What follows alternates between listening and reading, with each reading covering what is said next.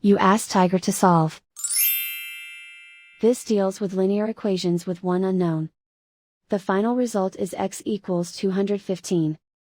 Let's solve it step by step. Group all constants on the right side of the equation. Subtract 163 from both sides. Group like terms.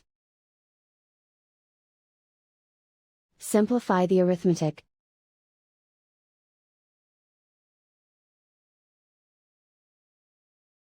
Convert the x into a positive number. Multiply both sides by -1.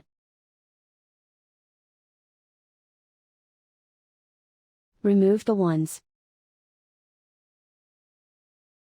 Simplify the arithmetic. And so the final result is x equals 215.